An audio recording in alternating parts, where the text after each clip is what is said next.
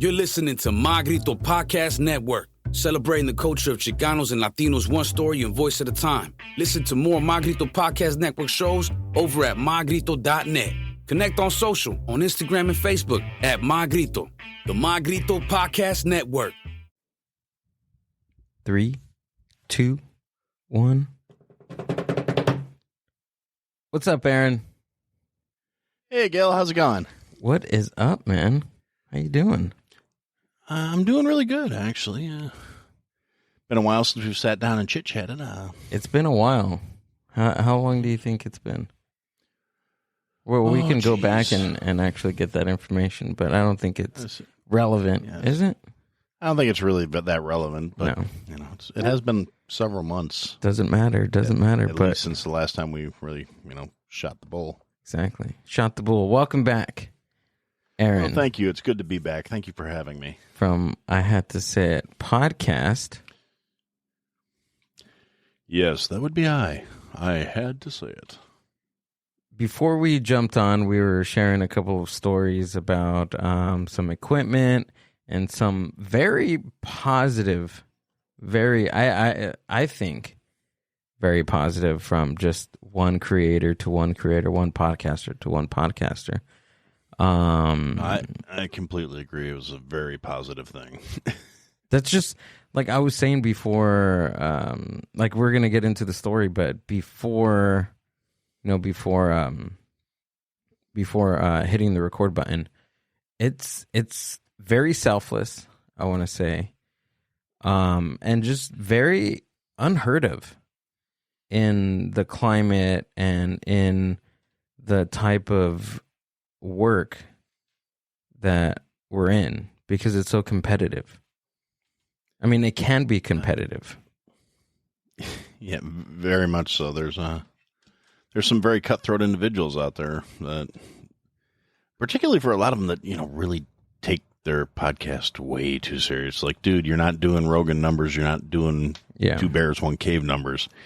You have a couple hundred people that listen to your show every week. Right. Calm down. Yeah. But I mean, like, I get your point. Like there's a time where you can make it serious, but I think it's very, I don't know, like it's just there's situation by situation. But this situation, go ahead and lead with it, because this is amazing. This blows my mind. I completely agree. It blows my mind. Well, actually, I've kind of gotten, a kind of taken to the point where I'm used to it now, where I'm just like, but I'm still periodically just like, this is so tits. So wait, hold on. I'm sorry to interrupt you. I wanted to get this. Okay. There we go. Sounded good. Yeah. Go ahead. Yeah. Okay. So like a lot of the amateur / starting up podcasters, I started my show with a very minimal amount of equipment. I started out with a mic I got off of Amazon. Well, actually my wife got it for me to like, you've been talking about this for like 5 years. Here's a mic. Happy birthday. And I started with that, and then, just through scrounging and creative shopping, I've wound up getting a entry-level mixer and a better mic and better headphones, and, gradually upgrading my equipment. But like a lot of people, I've always wanted, one of the pinnacle pieces of equipment for doing this is a Rodecaster Pro. Not sponsored by, but, I'm willing to negotiate. And, but, it's pretty pricey for somebody who's doing it as a hobby or, amateur grade podcasting. And I had always wanted one. And then one day I got a message from someone else in the podcast community and saying, hey, we want to do a sticker swap. I need your address. And I was like, okay, well, here's my address. I'll send you guys some stickers too. Send me your address. So they sent me their address, and I'm just going to put the names out there just in case you want to really check out some really cool, positive people, positive influence mindset, good people. It would be the Infectious Groove podcast with Russ, the host, and the Beard Al podcast excuse me, sorry about that, with Lauren. Lauren was the one who told me we were doing a sticker swap, and I'm like, okay, sure, no problem. And so I send her my address, and then she sends me a message on Twitter a couple days later, like, oh, but yeah, I'm sorry, I didn't have as many stickers as I thought I did, but we're sending you something else, just so be aware something's coming in the mail. And I'm like, okay, well, no problem. I mean, no big deal. You didn't have to do that, but thank you. And I had no idea beyond that. So I'm thinking, like, for anyone that doesn't know, I have this massive, well, it's bordering it. For average people, it's a massive collection. I want it to be bigger. But I have a collection of podcast logo coffee mugs and stuff. So I was like, well, maybe it's a coffee mug for my collection. That'd be pretty sweet. And so I was coming home from work one day, and I usually call my wife when I'm on the drive home, just let her know I'm on my way home. And, you know, I always tease her and say it's like so she has enough time to get rid of the milkman before I get in the driveway. But realistically, it's more like I'm driving in Chicago traffic. I want her to know that I'm on the road just in case I don't make it home. You know, she'll at least know to look for me. And also, she doesn't appreciate the milkman jokes ever. It's not the milkman, you son of a bitch. Yeah, I know. It's the Amazon guy, whatever. The Amazon guy, the mail guy, UPS driver. Yeah, but no, honestly, she's not that type, which makes it funnier to tease her about it. But yeah, so I'm call her up and I'm like, I'm on my way home, babe. What's going on? And she's, how was your day? And she's like, were you expecting a package from Florida? I'm like, yeah, I was. Probably a coffee cup or a beer mug or something, or a pint glass or something with, you know, show logo on it or something. And she's like, I don't think it's a mug or a cup. It's a pretty big box. And I was just like, okay, well, I'll open it up. The people that are in Florida that are sending me something, they're cool. I'm not worried about it. It's not going to be like a snake or anything. It'll be fine. I'm like, how heavy is it? She's like, well, it's not real heavy, but it's not real light either. It's just kind of there. I'm like, well, okay, whatever. Just leave it on the table and I'll open it up when I get home. And so I get home and, you know, slice open the top of the box, and there's a bunch of packing material and a little note, personalized note. It's like, you know, really appreciate what you do with the show. Love listening every week. Hopefully this will help you take it to the next level. And I'm like, oh, that's really nice. I wonder what's in here. And there's like a big thing wrapped in bubble wrap and a bunch of packing stuff. And so I slice open the bubble wrap, and then all of a sudden I start going, holy shit. And I was like literally gobsmacked and dumbfounded for a good solid 2 or 3 minutes where I just kept saying holy shit over and over again. And then my wife comes over and she's like, you know, what are you doing? What is wrong? Your brain is broken. Why are you just saying holy shit over and over again? I'm like, look in the box. And she's like, you know, okay, I see some buttons and some slidey things and some knobs. Okay, what? So?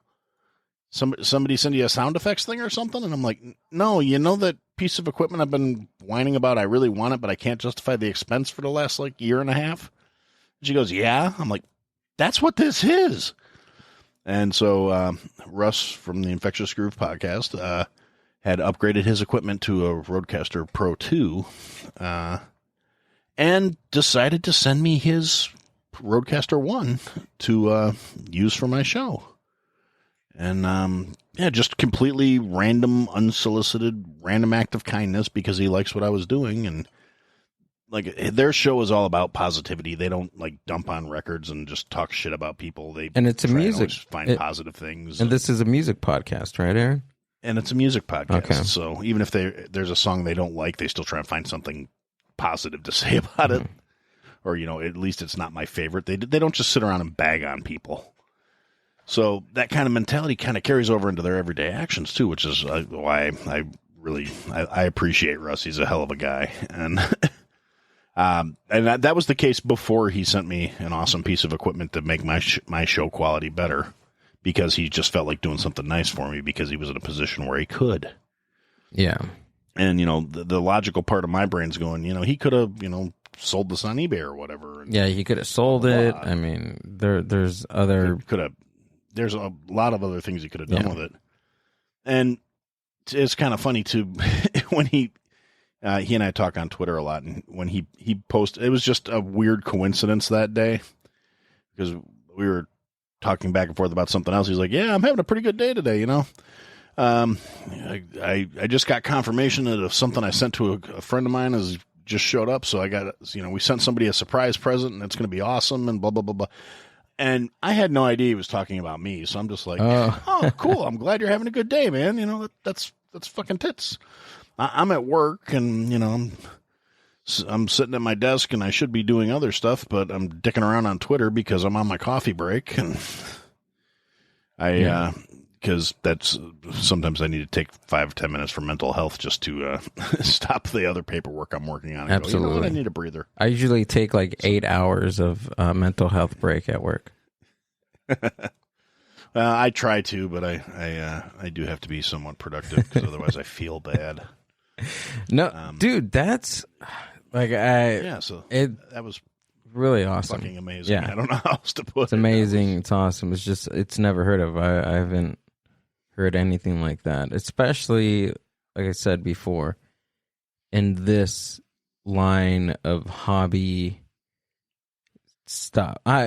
In this line of work, and I call it work because it is work. It's to some, it's our second job, even though the payoff may even not be in a form of currency, but there is a payoff when you get to see your ideas and your hard work and people like it. That's work. Oh yeah, just the appreciation alone is just like absolutely. So that's actually what's been keeping me going. And I just hit 2 years at the end of last month. Congratulations. Well, thank you. I completely forgot until like a week after it actually happened, where I was like, I didn't do any kind of special announcement or anniversary episode or nothing. Yeah. I just forgot. Yeah. And, it's I don't know. Like, for me, I didn't do any of that. I didn't do any like anniversary stuff because it just, I don't know. Like it is a celebration. It is worth some recognition. But if you're just worried about just putting out your content like you do, then, an anniversary doesn't really matter.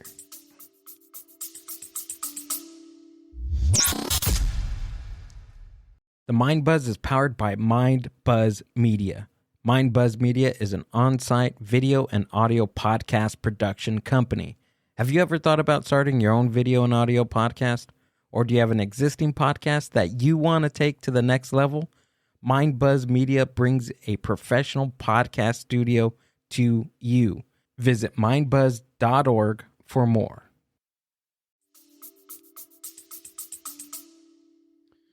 Yeah, I could see where that's one way to look at it. Right? I don't know. Like I said, it obviously mattered so much to me that I forgot about it until 3 weeks after it was already passed. Absolutely. So, I'm like, wow, the show's 2 years old. I've been doing this for 2 friggin' years. How did you find out that it was 2 years old? Did you seen like an old post or something like that? Yeah, it was one of those like, Facebook, on this date, blah, blah, blah. And I was like, holy shit.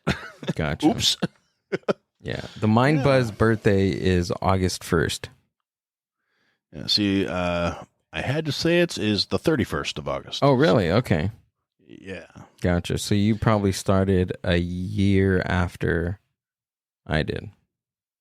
2021, right? Yes. No, wait. No, 2020. 2020. So it's been 3 years or 2 years? 2 years. Oh. Because it's 2022 right now, Gil. Oh, that's right. I guess. Yeah, so it's been 2 years. So it's 2 years. Okay, so I've been doing this for 2 years then. I've been telling everybody I've been doing it for 3. Yeah, fuck it. Right, whatever. It feels like it's been 3 years maybe. I think that's what it is. Well, I think because when I started this one, I was laid off and I had a whole lot of spare time and had a lot to say and nobody to talk to. There you go. So I said I might as well scream into the void. Why not? Yeah, someone's gonna listen. Somebody's gonna listen. People like to listen. Yeah. Absolutely. And and like I said, I mean, there's been some growth. There's been some backsliding. I mean, I noticed that a lot of people in the last few months have been saying they've been losing listeners and blah blah blah. And Why do you think that is? Is it just podcast to podcast, or is it just a general drop in listenership? Well, just kind of a general drop, from what I understand. I think some of it, like a lot of the shows that mentioned it to them where I was talking to them, are all like Anchor hosted. And I think Anchor changed how they monitor their metrics. So I think that might be part of it, because that was like at the start of the year, and literally 80% of the shows I talked to were like, "Oh yeah, dude, my numbers are like half of what they were 3 weeks ago." Really? And mine were the same way. It was like I went from doing like a couple hundred streams a week to like 50. That is so weird. Yeah, it was very. And there's things where, like I said, I mean, you kind of get what you pay for, and Anchor's a free service, so. I am working on, once I get some things straightened out, I'm actually probably gonna be switching hosts to a paid host, just for some of the more improved analytics and things like that. Podbean, I heard Podbean is good. Buzzsprout, I use Buzzsprout for mine. Buzzsprout is really good. You get. I was actually leaning towards Buzzsprout too. So. Yeah, you get what you paid for. Definitely. I mean, I know I do. Right now I have the premium for 12 hours, and I still exceed that for 30 days. Yeah, I can believe that. Yeah. I still listen when the new episodes come out, so yeah. Oh, okay. I completely believe that you exceed your 12 hours. I do, and I still have like a couple of more shows to do in the 30 days, and I think I have like a minute left of my original subscription for 30 days. And you decide to talk to me, and we don't have a conversation that's less than 2 hours ever. Yeah, so... I mean, we planned for 30 minutes, and we talked for 2 hours. I mean... I think I need to book you like at the beginning of my 30 days just to get that out of the way, so I don't have to pay the extra for the extra hours. Let's see how much of him we're going to burn through first. Yeah, exactly. Yeah, well, if you keep giving stories like the chef knife ass story, the ass stabbing story, I mean, come on. Well, fortunately, I haven't stabbed anybody else since then, so that's good. That's only one story. That's good. I mean, I've done plenty of other dumb shit, but that's neither here nor there. It's just life in the big city, I guess. Chicago, huh? That's right. I mean, I still live out in the suburbs, but I'm working. Technically, I'm not in Chicago, but I'm close enough where it's spitting distance. So. Oh, okay. It's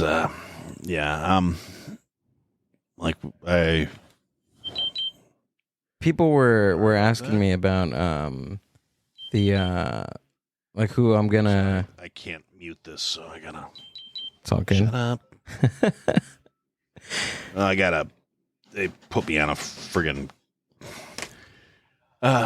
Don't get old. It sucks. They Absolutely. put me on a glucose monitor. Oh, okay. And one of the things about it is it's the way it's set up. It's paired with my phone to record my blood sugar throughout the course of the day. Technology. But occasionally it loses a signal and it starts beeping, and there's no way to mute the alarm. It's one of the rules of the software. Now, is it beeping because it's losing connection, or your blood pressure or your blood glucose level is spiking or something?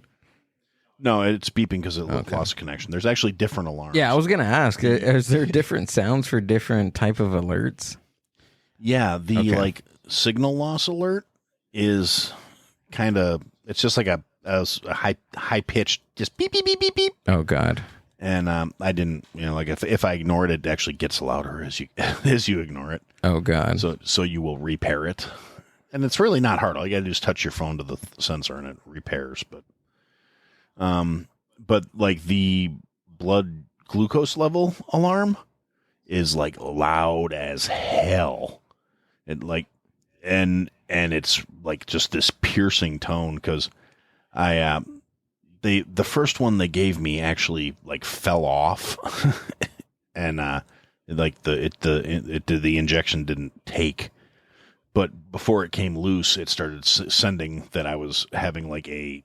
Basically, I would if the information it was sending to my phone was right, I would have been in a fucking coma. Oh wow!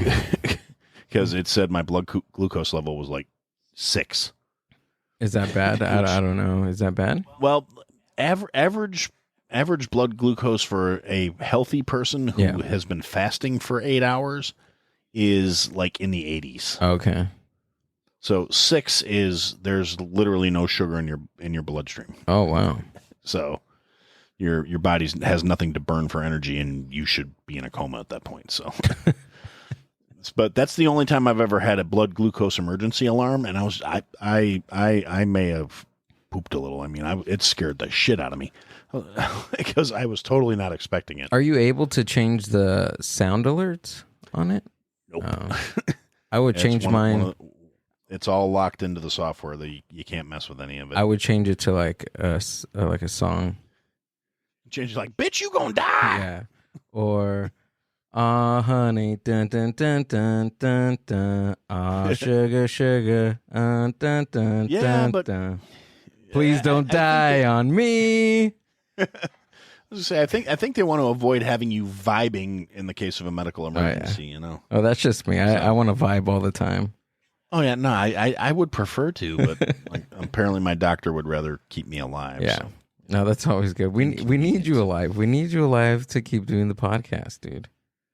Well, that too, yeah. Well, I've already got everything all laid out, and I've got my like little living will set up. Like if anything happens to me, this shit gets mailed to this person, this shit gets mailed to that person. There we go. Along with a note saying, I want my shit to be used to carry on the good fight.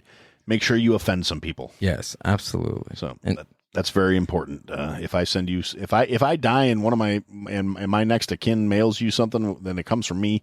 You have to offend someone. That's the rule. That's the rule. You have to follow the rules. And speaking of offending people, what was your last show about?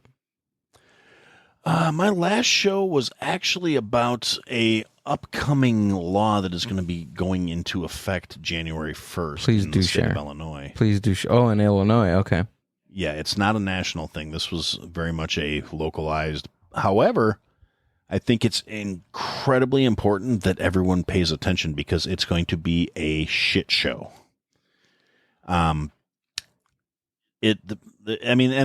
whole reason the bill was actually signed by the governor January 17th of 2021.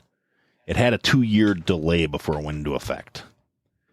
And the whole point of this bill, they're trying to say that when they were pushing it, the primary sponsors of the bill were very much kind of BLM aligned, and they're saying it was all about addressing racial inequity and a bunch of other shit. This is for the brown people and the black people and blah, blah, blah. It's not fair. So that's their initial thought before. Okay. Well, I'm trying to give I actually wanted to be well educated on this particular episode. I didn't want to just, be talking out of my ass based on memes and other people's video clips. So I did a lot of research, for me at least, as opposed to just being angry about something. I actually dug into it so I wouldn't be speaking out of turn, as it were. I wanted to make sure I was actually upset for the right reasons. And the more I looked into it, the angrier I got because what they did is there's been a couple of memes floating around about it in the last couple of weeks. And the bill as it's going to be going into effect effectively gets rid of cash bonds for everything that is under murder one. I mean, there's a few exceptions. It's first degree homicide, first degree intentional homicide, sexual assault, violent rape, which I don't know how you can have a rape that's not violent. Okay. And I'm sorry, by the way, trigger warning for anybody that's might be sensitive about this shit. I'm going to talk about a lot of really horrible things in the next 5 minutes. Absolutely. That's why people tune in when they listen to the Mind Buzz, or when they're listening to guests that I have, like Ranting with Ramos or Whiskey J, or even now Aaron. I had to say it, but he's no stranger to the show. Now, a cash bond and I had to Google this, a cash bond that if you don't know, like me, I don't know, and I like to learn stuff on this podcast. A cash bond is a cash amount paid to the judicial system to bail someone out of jail.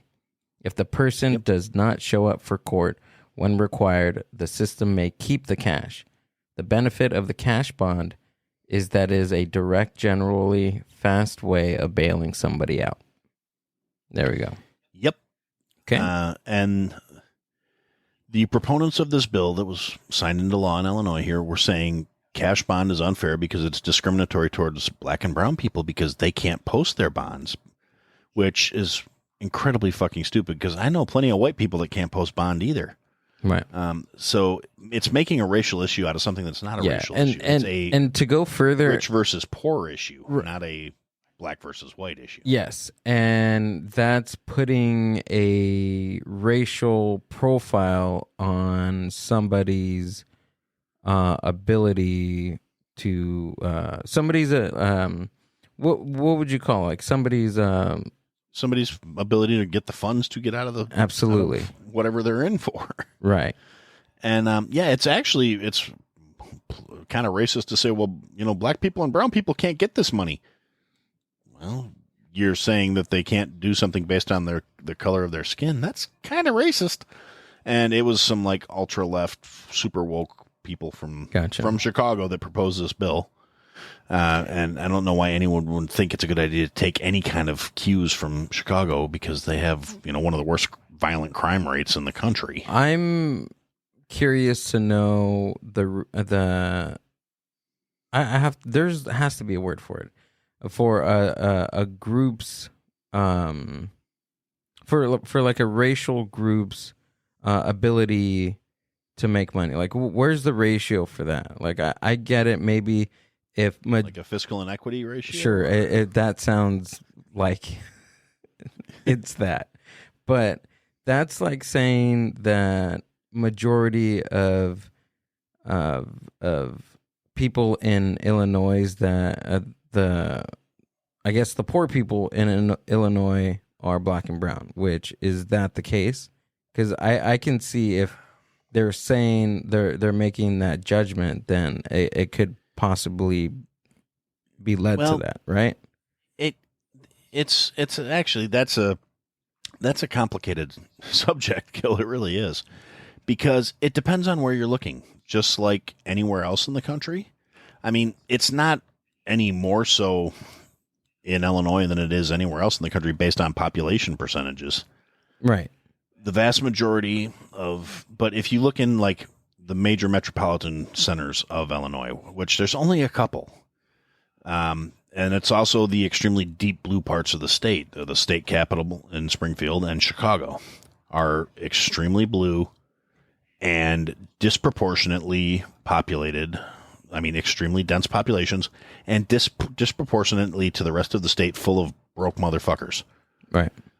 There's a lot of really bad neighborhoods in Chicago. There's some really bad neighborhoods in Springfield. There's economic depression. It's all the negative stereotypical horseshit that goes along with having an extremely dense population of broke motherfuckers in one area. Now, you get outside those major metropolitan areas, and there's still plenty of broke motherfuckers, but the population dynamic changes. It's more, urban or, country, just like farmers and shit. And they also actually kind of match the same average, though, for percentages of population. Yeah, there's a lot of, white rednecks out there, but there's a lot of non-white rednecks out there, too.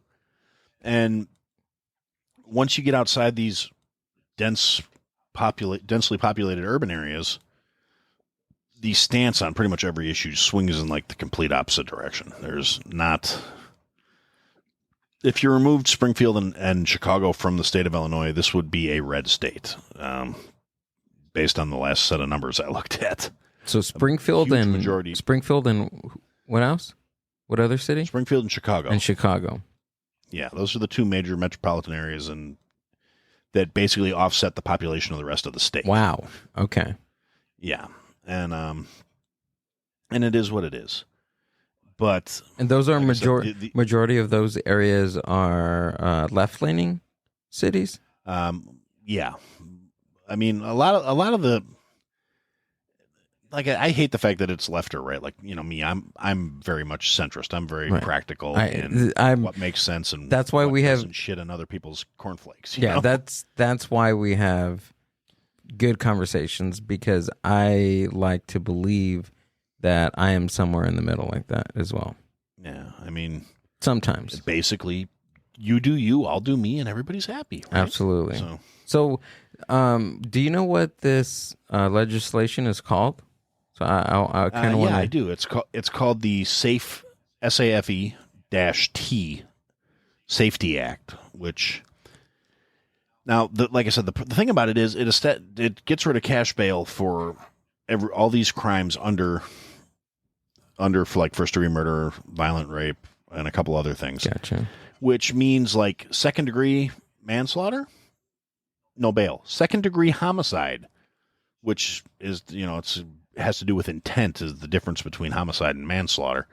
Still, no bail, theoretically. So you could, and what they will do is pick you up, book you, take you down to jail, fill out your paperwork, and basically make you promise you're going to come to your court date. And then you're back on the street. So the problem where this comes in is, say you go and you pick up somebody for assault, right?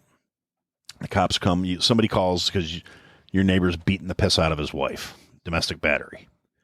The cops come, they take him away, they take him to jail, fill out his information, give him his court date, and I think they have to get a warrant issued to have them brought back in and held.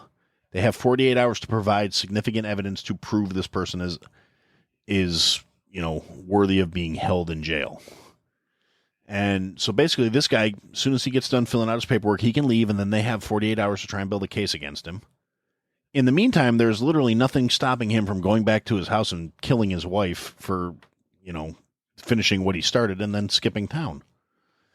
Now, subsequently, another provision of this act makes it where, say you don't go to your court date, you got booked on beating the piss out of somebody in a bar fight, and so that's first degree assault, or assault with without a deadly weapon, assault with malice. There's a lot of different classifications for assault. So they give you your court date, and your court date comes, and you pull a no-show. You're just not there. Now, under the current system, if you don't show up for your court date and you're on a bond, you forfeit the bond, but they also issue a warrant for your arrest. Under the new proposition, they don't issue a warrant for you the first time you miss your court date. They send you a summons saying, hey, you missed your court date, you need to come in. And if you miss the second court date, then after that, they have the right to issue a warrant. So you have to skip court twice before they will even start to look for you. And it gets a little more, like I said, it's a lot more involved than that. A lot of the people that were doing, like I said, all people posting these memes online and shit, it kind of oversimplifies a lot of it, but it's all there. And the thing is, I went down kind of a rabbit hole when I started looking into this for the episode. The bill itself is 764 pages long. Like, I pulled up the actual bill off of the state of Illinois. Did you read it all on the podcast? No, I read it before the podcast. Okay. That's what started pissing me off, is when I started reading it, because, okay, granted, I'm not a lawyer. I'm self-taught in terms of legal terms and things like that. I had to Google a lot of shit to try and make sense out of it. And with my minimal understanding of legalese and everything else, there were sections of this bill that contradicted other sections of the bill.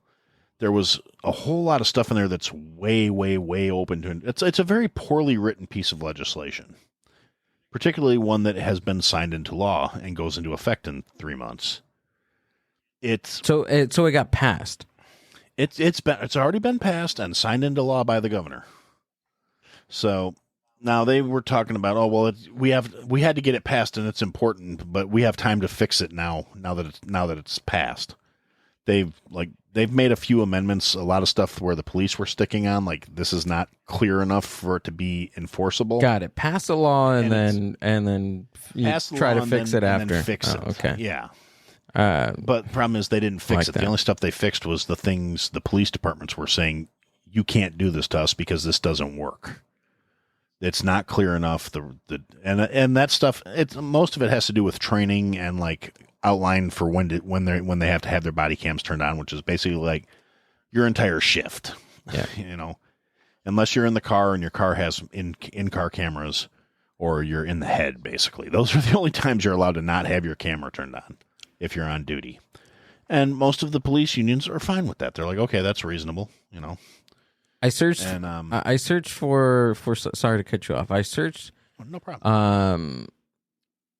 the Safety Act on TikTok just to see if I can get an idea of the memes that you're talking about, and I came across one. Video.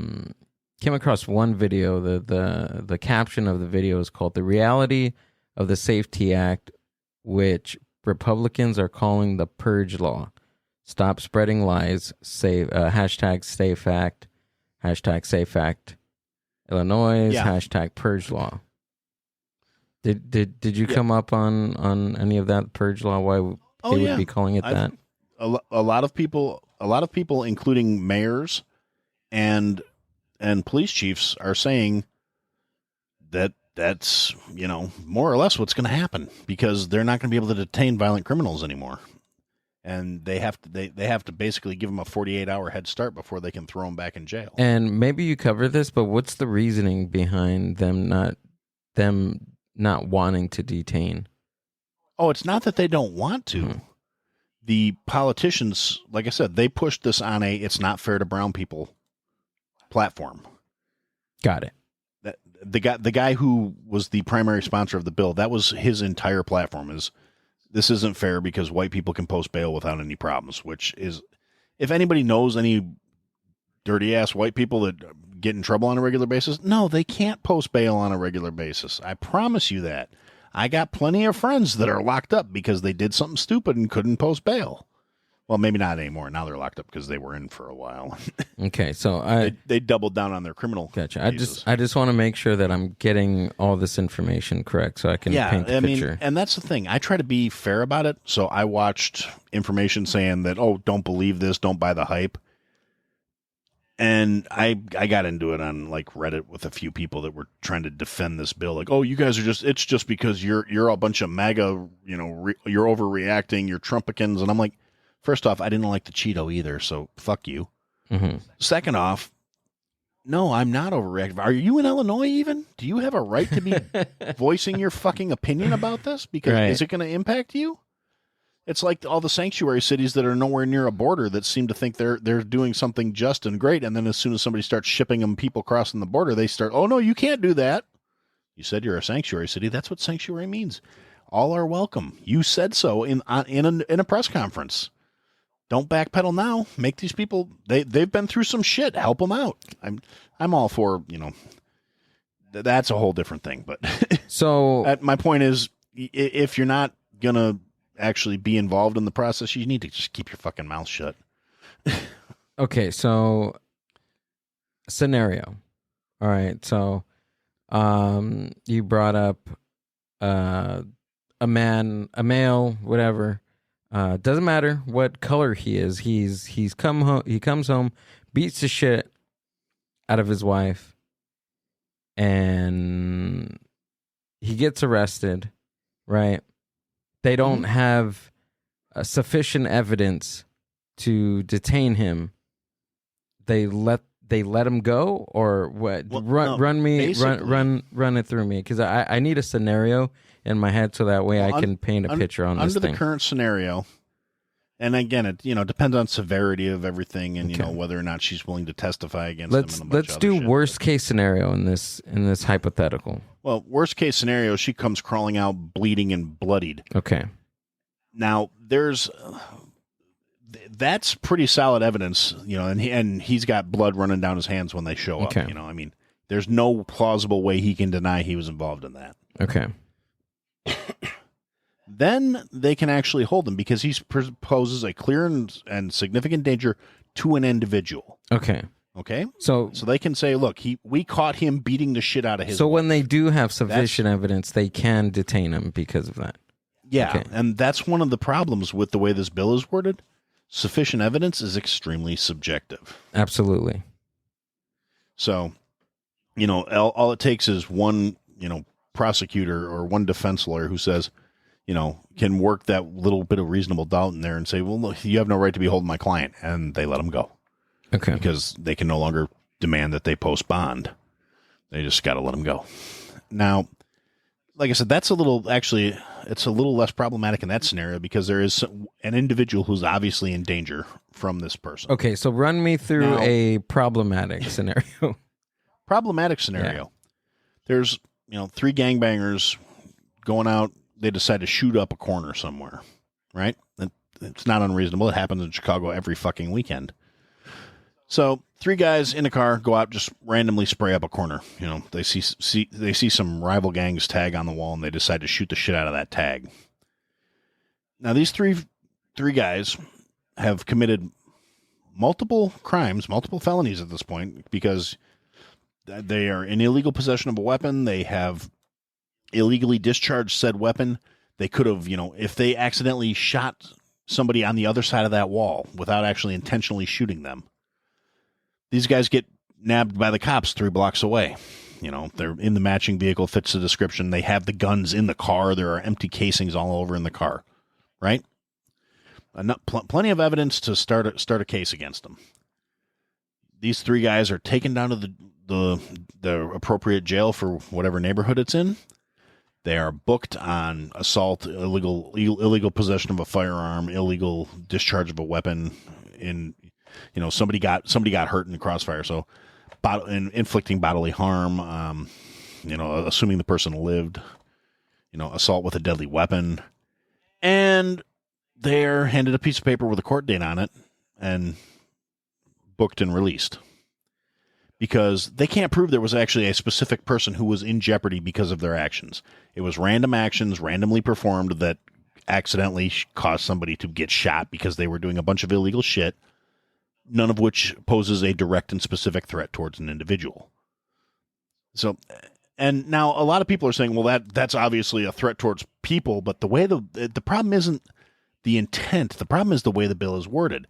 And any decent lawyer that's willing to be a shithead for money is going to work that wording and just get these guys out case after case after case after case. Which is 90% of lawyers in the judicial system. Yeah. So yes, there are valid inequities. And personally, I don't think you should have to post bond if you're doing some stupid, victimless, petty bullshit. I think you should be able to sign out an I bond if you get picked up for something simple and stupid where you're only a threat to yourself. Right. Yeah, sure. Okay. Here you go. Yeah, I'm done. I'll see you at court. And I do believe the system needs to be reformed. However, this is a massive overreach in the opposite direction. It's we need to make a big gesture. And that's why a lot of these, like I said, police chiefs and mayors are saying this is going to basically turn this shit into the purge, because it's catch and release on criminals. It doesn't do anything to benefit the victim. It basically takes a big dump on the victim's rights, and in the interest of protecting the rights of the accused, because they're innocent until proven guilty. And basically what it's saying is they don't need any incentive to show up for court, so they don't have to post the money, because they're going to show up because it's the right thing to do. And they're taking out cash bonds. So what was the situation before this law was passed? How did that scenario go? As of right now, you get picked up for assaulting your neighbor. Okay. You get taken in, you get booked, you get arrested, you get thrown in jail. Let's use the scenario with gangbangers and random gangbangers? Yeah. Okay. So say they get picked up and it's a weekday. Okay. They will spend the night in holding. The next morning, they will be taken down to the courthouse, taken in front of a judge. The list of charges will be read to the judge. The judge will assess the individuals based on past record, information that can be presented. They have a criminal history. Do they not have a criminal history? Have they been in trouble before? This is their first time in court. Were they the one pulling the trigger? Were they just sitting in the passenger seat and they didn't know what the fuck was going on? All that stuff is taken into account. And then the judge will say, based on the severity of your crimes, if you want to be released back prior to your official hearing, you have to post your bail set at $50,000. Now, people hear that and they automatically start freaking out, well, where's some hood motherfucker going to get $50,000? And the thing is, for cash bond, you only have to post 10% of the total amount to the court before the case. So you get $50,000 bail, you got to come up with $5,000. And yeah, for the average person, that's not something you can just blink and do. But there's literally nothing stopping your family from going out and crowdfunding or starting a GoFundMe or, having a bake sale. Yeah. To get that money out to get you before your court date. Because your court date could be 6 months down the line. And they need some sort of incentive to say you're going to come back. So if you got your family and your friends that put this money up, they're probably not going to let you skip town before the court hearing because then they lose the money. Because if you show up and everything goes cool and you're found innocent, the money's returned. That's like bail bondsmen, like they have like Dog the Bounty Hunter and all those guys that collect bail bonds. That's how that works. That's how bail bondsmen work. They front the money to the person. And if the person doesn't show for court, and a warrant is issued, and they can go grab that person and take them back to jail and get the bail and get the bond back. So that's how that business works. That's why that business exists. And, and like I said, my biggest problem with this bill isn't like we need to redress the legal system, because we do. It's, like I said, it's very poorly worded. It contradicts itself a lot. And a lot of the people that are trying to defend it, they haven't read the fucking bill either. That's the thing that really started making me mad was, yeah, okay, we got a lot of people saying this is going to be a nightmare. And people are trying to say it's fear-mongering because of who's saying it's going to be a nightmare. But the people that are saying it's going to be a nightmare are in a much better position than your average keyboard warrior who's just going, you're just saying that because you're a Republican. Like I said, I don't identify as a Republican, not even close. And I still think this bill's a bad fucking idea because it's poorly written, it's poorly constructed, and it's very short-sighted. Another thing that's going to happen is, in a lot of cases, people that are currently sitting in jail based on the fact that they haven't posted bond yet for their hearings are all going to be released. In one jail alone is going to be releasing 400 prisoners. So that's why, that's January 1st. Okay, so that's why they're calling it the purge law. Yeah, some of these guys have been in jail 2-3 months, and jail's not a fun place. No, it's not. A lot of these guys are in there on stupid, smaller case crimes that have probably upgraded their level of criminal from low levels dope boy guy to. They had to shank somebody to fucking not become somebody's property. Yeah. So they're a different degree of criminal when they come out, even though they've only been in for a few months, Do you know the crime threshold of the people that they're like, what type of crimes it is? Or is it just like a time frame threshold that they're releasing people out? It's anything that under the new law will qualify as a non-bondable offense. Non-bondable offense. Okay. Yeah, that's where the sticking point for this comes in. Is it's bondable versus non-bondable offenses. Right now, any violent offense is considered a bondable offense until the end of the year. Arson, forcible assault without a weapon, stalking, terrorizing, threatening. On the upside, you can no longer be held for bond if you threaten politicians. So, there we go. Every cloud has a silver lining if you look hard enough.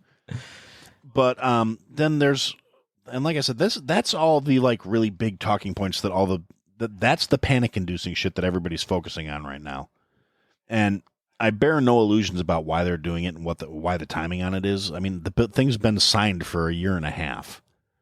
They started bringing it up at the tail end of August because we're going into an election cycle, and pretty much every seat in the Illinois House is up for re-election. So to bring it home, I went on Google and I put cash bail in California. And one of the questions that was posed on Google is the cash bail legal in California? The California Supreme Court has eliminated cash bail for defendants who can't afford it. writing that conditioning freedom solely on whether an arrestee can afford bail is unconstitutional. Ari Shapiro, host. In California, the state Supreme Court has ruled to end cash bail if a defendant can't afford to pay. That makes zero sense. Right? So they're saying, if I'm getting this right, if you can afford, you have to pay it. Right. Which is, it's another kind of shife interpretation of things. Mm-hmm. But like I said, those are the big attention getters, though, is the cash bail thing, and the people that are trying to defend the bill are pushing the additional training for the cops and the extra equipment for the cops and extra oversight for the cops. That's the big thing the proponents are pushing. Like, oh no, this is about police oversight and fairness and da da da da. The thing that got me all pissed off and bent out of shape is that's what I want to hear. I want to. That's the meat and potatoes of this conversation. I'm sorry, I'm droning on about this, but it is like I said. The more I looked into it, the madder I got. Right. There is a big section of this bill that changes things that police cannot even arrest someone for. You cannot be detained for anymore. They're now citation offenses once this bill goes into effect. Like, say for example, you come home from a hard day at work. Your front door's busted in, and you go inside and there's a couple of meth heads fucking on your couch. Under normal circumstances, you call the cops and you say, hey, some asshole's broke into my house and there's a meth head fucking his girlfriend on my couch. And the cops come and they arrest them and take them out of your house, right? As of January 1st in the state of Illinois, that is no longer a detainable offense at all. That is a citation offense. Trespassing is no longer enforceable by the police department as of January 1st. So, wow. Yeah, you come home and there's a couple of tweakers in your house that have decided they live there now. You can call the cops. The cops are going to give them a ticket that they're not going to fucking pay. And when they don't pay it, they'll be given a court date that they won't go to. And then they will be given a second court date that they don't go to. And then a warrant can be issued for their arrest. So you're looking at like 3 months of processing while you have tweakers in your living room. And it's not like you can just pack your shit and leave because they're going to say, oh, no, this is our shit now. You go away because you're a nice little law-abiding citizen and we're meth heads and we don't fucking care. Aaron, that scenario made more sense to me than the gangbanger scenario that we were talking about earlier. I don't know why the meth head story stuck with me. Well, that's the meth head is much more likely to happen to, Joe Q Public. The gangbanger thing is very specific to like downtown, well, not downtown Chicago, but like certain neighborhoods in Chicago. But that's also that's the more extreme case that a lot of people are talking about. Like, oh, this is going to be like the Purge. They're not even talking about the little simple everyday shit that's going to fuck up everybody's day-to-day lives. Yeah. Because they're trying to make it big and scary instead of pointing out the part that's actually going to fuck everybody's shit up. Because, like, and let's say the tweakers aren't in your house. They decided to set up a tent in your backyard, which in Illinois, this is going to be a thing, apparently. I know you guys in California don't have, like, the same trespassing laws that we do, where, like, people are allowed to just set up camp. And I don't know about all of California. I just know what I've seen on the news. Oh, you can... It's like certain... You can just set up camp practically. If it's not a private property, you can set up camp and the police... inner city police cannot fuck with you. Like it's pretty much against the law for them to fuck with you. The law is there to protect the homeless. Yeah, and on public property, that's a different story. Absolutely. But like I said, I'm talking about like, say, like I have a big shed in my backyard, right? It has electricity and water and heat, and because we used to use it for dog grooming, right? Now, say I get some random homeless guy that decides he wants to live in my shed now because it's a really nice shed. Okay. So he comes in and he sets up shop in my shed and decides that's his home now and he lives there. And I say, get the hell out of my yard. This is private property. You came through a gate and a fence to get into my yard, to get into my shed. So you could and I'm not a dick. If he was just like, I just want to brush my teeth, I'd be like, go for broke, bro. But no, you're not just going to tell me you live there now because this is my house. And so I call the cops and they come in, same scenario. They hand him a ticket and they cannot remove him from the property. It's illegal for them to remove him from the property. He's your problem now. And that is literally how it's worded. That person removing them from your property becomes your problem. And what you do in the terms of how you get them off your property, you have to gauge that based on what you're willing to do and whether or not it is legal. So you cannot assault an individual who's trespassing on your property to remove them from your property, because then you will be violating the law and you'll get a ticket. And, well, no, you'll be taken down, booked, and then given a court date and then released. Because you assaulted the guy. You're not just trespassing in somebody else's yard. You assaulted a guy who's trespassing on your property. Now you are liable for assaulting him. So now I may be investing in a half a dozen pigs. So I'm just, I'm more of a pragmatist. I'm not going to bother calling the cops if all it's going to do is leave a paper trail saying there was some fucking meth head in my shed. So I'm kidding. I'm joking. FBI guys, these are jokes. It's called humor. They're definitely listening in. Oh, I'm sure I'm on a fucking watch list by this point. You also had an episode out that that was cleverly named this pod. If you listen to this podcast, you are now on like the FBI watch list or so. It was along the lines of that. If you listen to this episode, you will be on a watch list. Exactly. Yeah, and I was getting to that. That was after they released their guidelines for what qualifies people to be listed as domestic terrorists, and I was really, I can't say I was surprised because I haven't trusted the federal government for a long time. I mean, I've never went into like the full on conspiracy theory tinfoil hat. Got to move out to the middle of nowhere and get my guns, and because the Fed boys is coming. Mm-hmm. I was never that severe about things, but most of the things that are on that list as potential flags for being a domestic terrorist, yeah, I've done them because it's just anything up to and including bitching about the government. Is it really? It's like they're saying we're not even allowed to, complain about things anymore. We're not allowed to say we don't trust the FBI because that's signs of being a domestic terrorist. I don't trust the FBI because they've proven to be untrustworthy. Absolutely. I don't trust the ATF because I don't want anybody shooting my dog or my wife over the length of a shotgun barrel.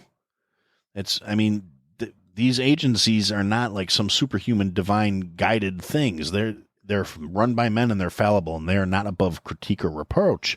However, they issued a statement basically saying if you critique or reproach them, you are going to be labeled a domestic terrorist.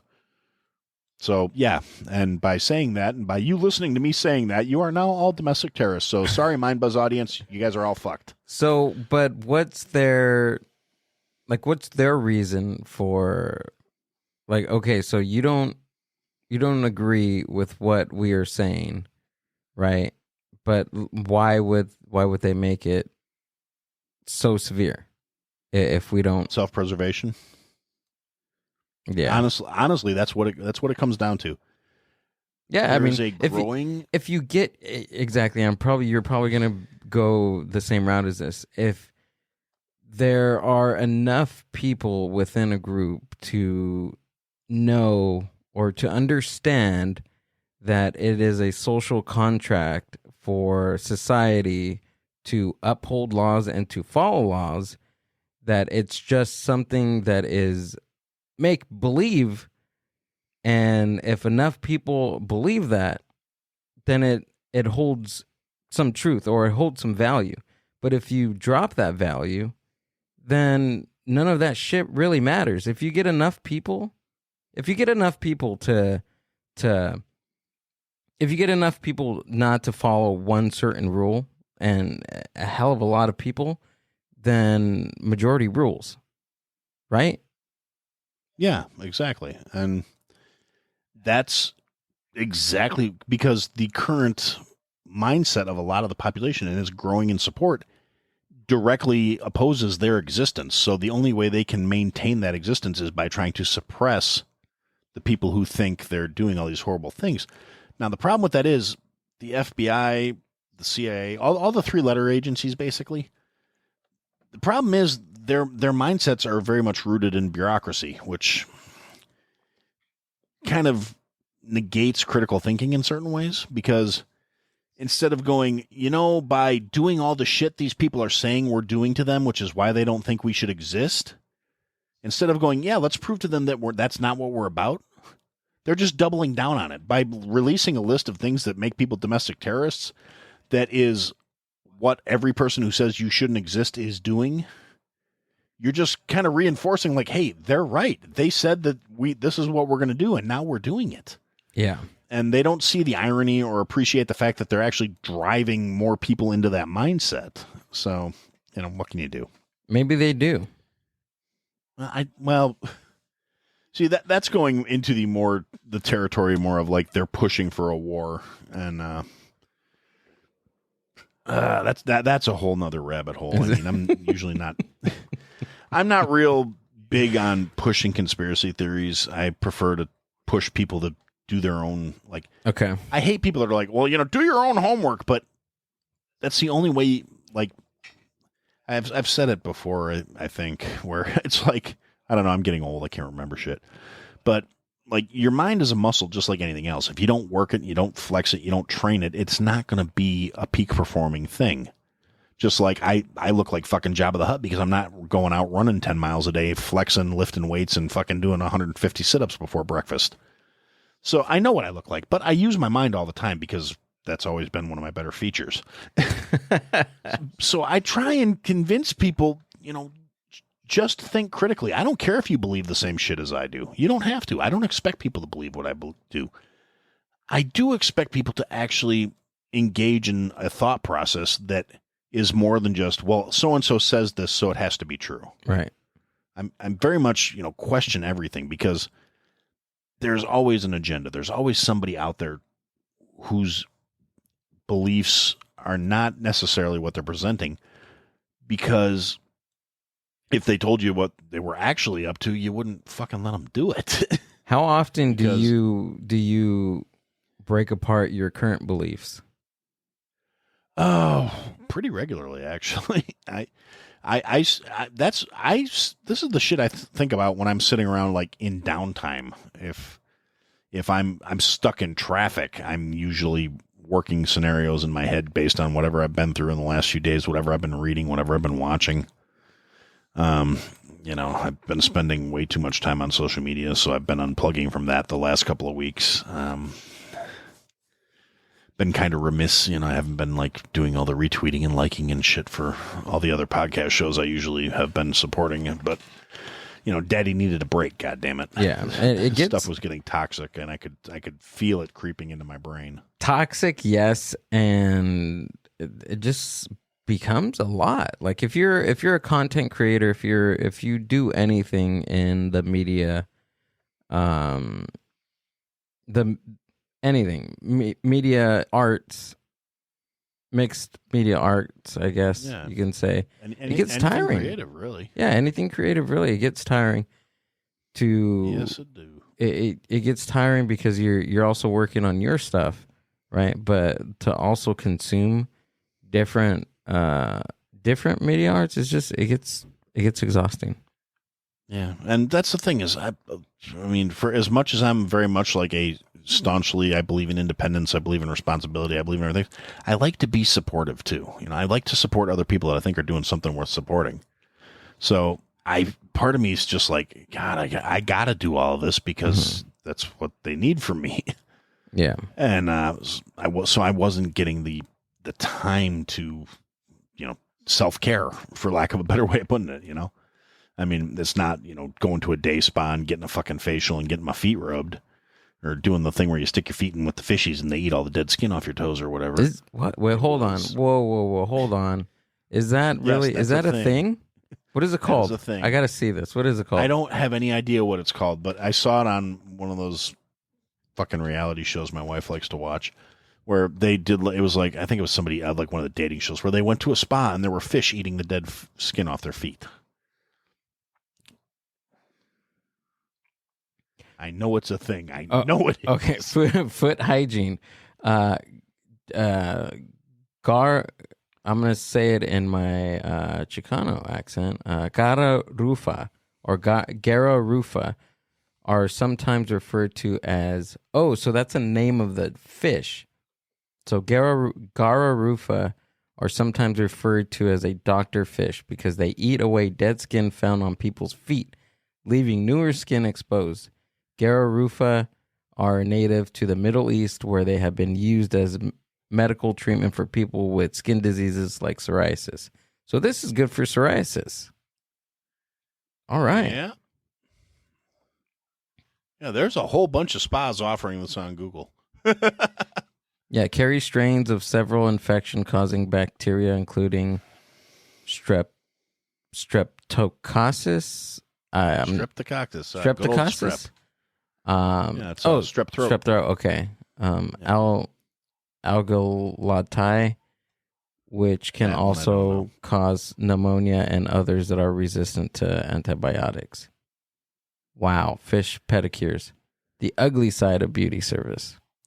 Yeah, hard pass. I don't think I could bring myself to do that. No, you wouldn't do that. Well, I mean, I shouldn't say that. I always try and give everything a fair shake. I mean, I've done a lot of shit that it's like I'll never do it again, but I did it once. Oh my god! Wait, hold on. They have pitas. I want to see pita. I'm sure PETA loves that. 8 reasons you should never get a fish pedicure. It's mean to the fishies. They have to eat your nasty feet juice. Fish weren't meant to eat toe jam. Yeah, fish pedicures have been banned in many parts of the United States, Canada, and Europe because of the health and risks and cruelty to animals inherent in these services. I'm probably going to complain, the fish are starved. That's the only reason they eat your feet. No, they're starved, or they're going to say that they carry like bacteria. They do. I mean, that's just... speaking as somebody who grew up on a lake and I was spent a lot of time in the water, you didn't want to go in there if you had cuts or scratches or anything. So, I mean, yeah. I can't imagine sticking your feet in a container full of fish is all that hygienic. Yeah. Because, I mean, they do support bacteria and creepy crawlies of assorted natures. Ah, God, I love PETA. Yeah, they're good for a giggle, that's for sure. They, like, I get it, but, I mean, they're just fish.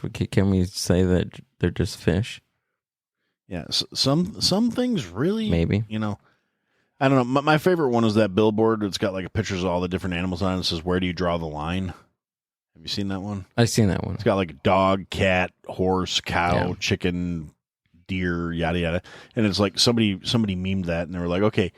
Regular society, you know, apocalypse, survival, and it's got different lines drawn in on it for at what point you start eating those animals. Gotcha. Yeah, I can see that. Funny. At one point, where would Aaron eat a cat, or at one point would Aaron eat a parakeet? I don't know. There's not much meat on a parakeet. Okay, or a dog. I would have to be pretty hard up to eat a parakeet.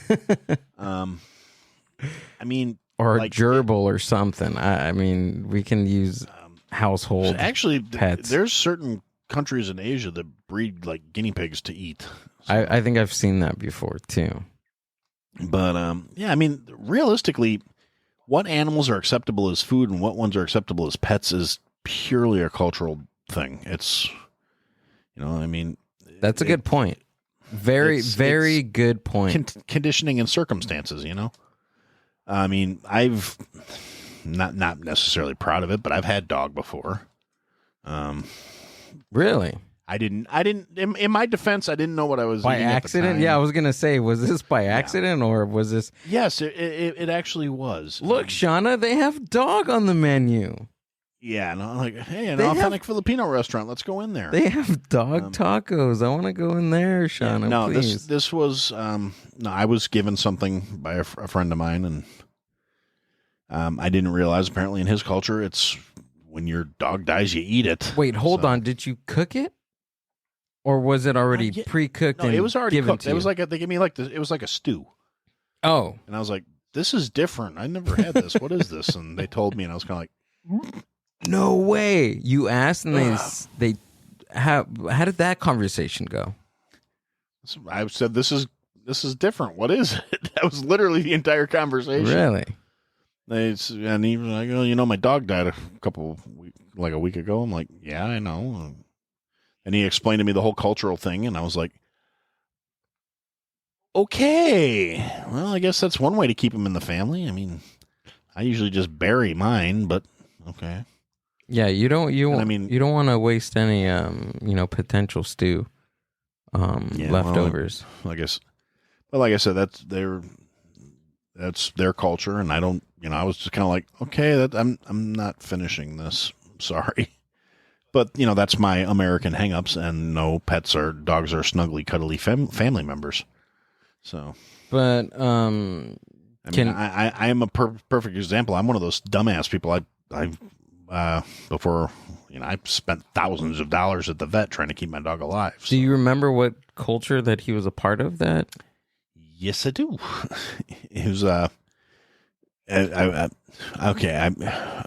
I'm really hoping I'm not getting this wrong. I believe, if I remember correctly, it was a Philippines thing.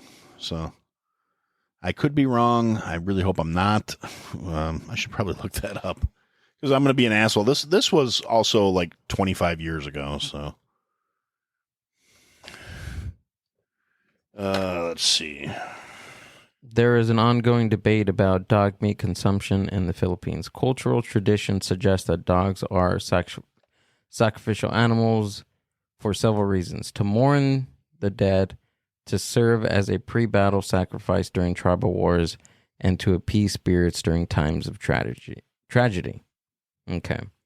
So to mourn the death of their that's dog. what he said. It was a mourning thing, so... Yeah, I mean, I was going to say, please tell me I'm not calling my friend the wrong kind of Asian. I was going to feel like a complete asshole, but... No, but it checks out. Yeah, actually, friend might be a strong word. Acquaintance is a better word for it. There we go. Because if we were friends, we'd still be in touch, and I wouldn't be second-guessing myself. But like I said, this was 25 years ago, and I haven't talked to the guy since, so... Well, I should say, I haven't talked to him since I left Wisconsin, so... This is crazy. So it was believed that up to 500,000 dogs were being killed every year, and this is in the Philippines. Having worked with the government to strengthen the animal welfare laws and the police to prosecute traitors, dog eating is now illegal in the Philippines. 500,000 dogs a year killed for tacos. But on the other hand, how many chickens a year are we eating? How many? Yes. I can actually give you a number on that. Give me a number. Oh, it's in the millions, easily. And at the last outbreak of bird flu, which is one of the reasons behind the supply chain crap with the chicken right now. That's why chicken is $4.99 a pound plus. When it 2 years ago it was $1.15 a pound because of scarcity of the animal. Well, yeah, there was an avian flu outbreak. Oh, okay, yeah. At a couple of the major chicken farms. And they had to destroy something like 1.2 million chickens. Yeah, that's why we had like a wing shortage, right? A few years ago. Yeah, actually, that's still kind of going on. Is it? But yeah, there's supply chain issues with that because there's only so many chickens available to process, and some of them had to be like repurposed from getting ready to be sent to slaughter into laying birds, which takes time, and then the new birds are hatched and they have to grow and yada yada yada. So yeah, but they were only looking at like a 5-month turnaround to get back up to production, and then like a bunch of the processing facilities caught on. That's a whole nother conspiracy thing we could go down to, and all the amount of food processing facilities this year that have caught on fire or been destroyed or had planes crash into them. It's fucking ridiculous. Before we explore that, you made a very good point, and I love that way that you pulled up. I mean, we gave the dog numbers in the Philippines, but the chicken numbers totally outweighed what the Philippines did in dogs that we did in chickens. However, you made a great point in saying that stuff like this topic is all based on culture and conditioning. And that is something I've never really thought. I mean, I've thought about it before, but thanks for reminding me about that. And I hope that it continues like that, because It's true. It's like like a dog, cat, chicken, gerbil, parakeet, whatever. Whatever that culture values that animal to, like then it's going to be cause whether you have it in your room and you're hugging it and you're going to sleep with it versus if it's going to be on your plate. Yeah. Now, to be fair, chickens are kind of dicks. So, I mean, not all of them, obviously. Some of them have better personalities, I'm sure. But the ones I had were fucking assholes. So, we had a rooster that attacked everybody in the family at one point. And, we wound up giving him to my wife's aunt and uncle that have a farm so he could go down there and protect the hens. And he was a dick, and he went after my wife's aunt, and she hit him with a 2x4. Whoa. Okay. Oh yeah, no, she's not the one to screw with. Yeah, don't fuck with me. She's this tiny little old sweet little lady, and she's just, but you don't cross her. I won't cross her. I'm 6 feet tall, 400 pounds, and I'm intimidated by her. So no. That rooster didn't stand a chance. He ran up on her, and she's just like, "What?" Bloop. He turned around and went back to the barn like, "Okay, I ain't doing that shit again." So you said that there were some factories that caught on fire, and it's a significant amount? I want to say it's 26 now, 27. But what kind of factories are these? Food processing plants. Food processing plants. Yeah. Butchery plants that do pork processing, cow processing, chicken processing, grain processing facilities. There have been grain fires and grain bins. Now, this kind of stuff happens every year, so it's not like, but not to the degree it's been happening since the last 18 months. So in the last 18 months, there's been, I guess, yeah, I mean, facilities exploding due to equipment failure. At least that's the official story, according to equipment failure. A couple of them caught on fire because single-engine planes crashed into them, and they can't tell. It's all. Oh, well, we don't know who It's there. It's just so much sketch going on with this shit. Like the one of the facilities that a plane crashed into. Normally, like we had the entire flight lists for every plane that happened on 9/11. Within a couple hours, every passenger on that place, and they identified who the hijackers were, and they had all that information because it's all registered shit. And then you get these small single-engine planes crashing into food production facilities, knocking out the capabilities of entire regions of the country to efficiently provide sustenance to their people. And they're like, "Oh yeah, we don't even know where the plane came from." How do you not nothing know? suspicious about that shit at all. Absolutely not. And I, like I said, I generally try to stay away from stuff that sounds too conspiracy-y. Okay, but what's the conspiracy in this? Well, the conspiracy is they're trying to. It depends on how deep down the nuthatch hole you really want to go. Let's go down the deep. You want to go down to the deep end? Let's go down to the deep end. This is what we do. This is what we do on this podcast, Aaron.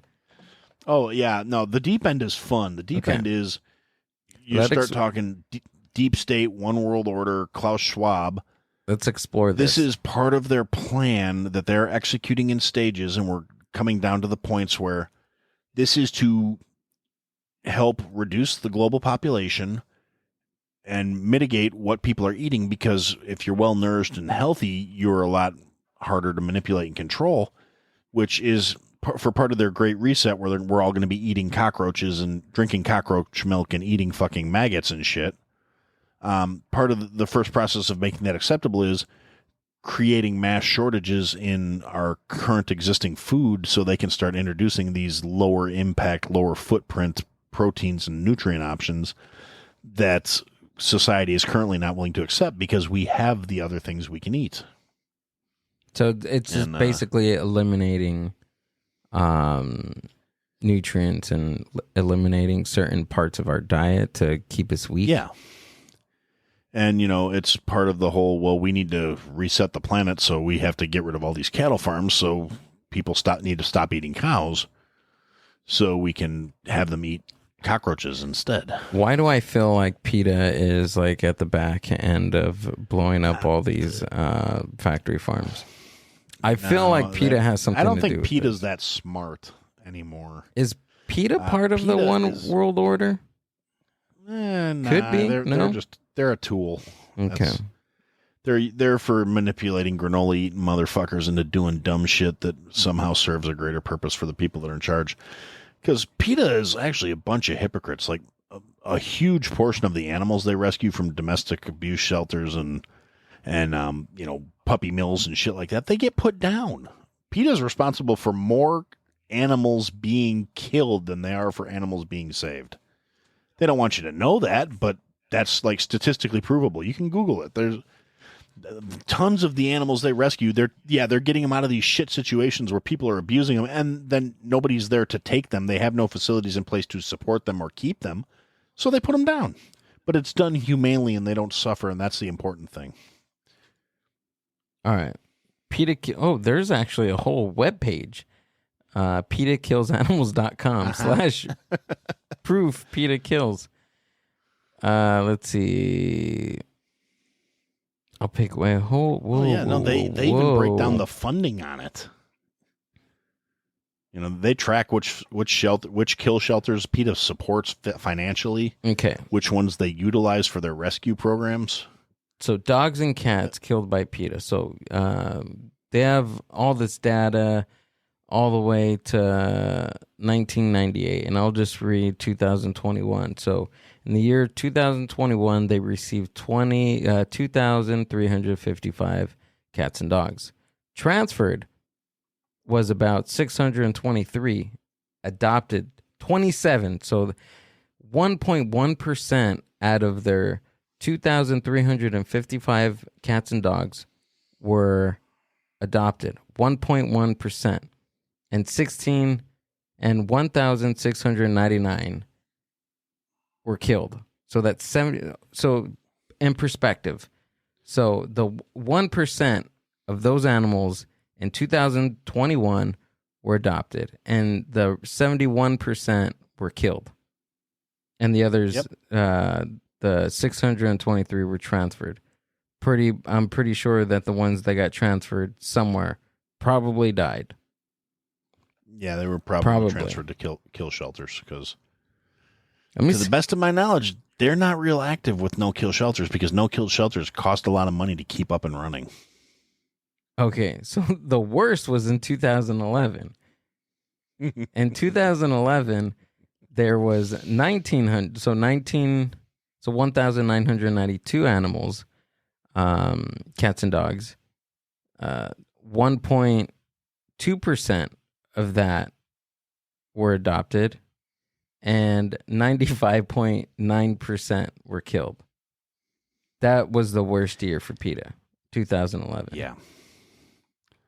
But overall, all this data from 1998, 83% were of cats and dogs that they saved were killed.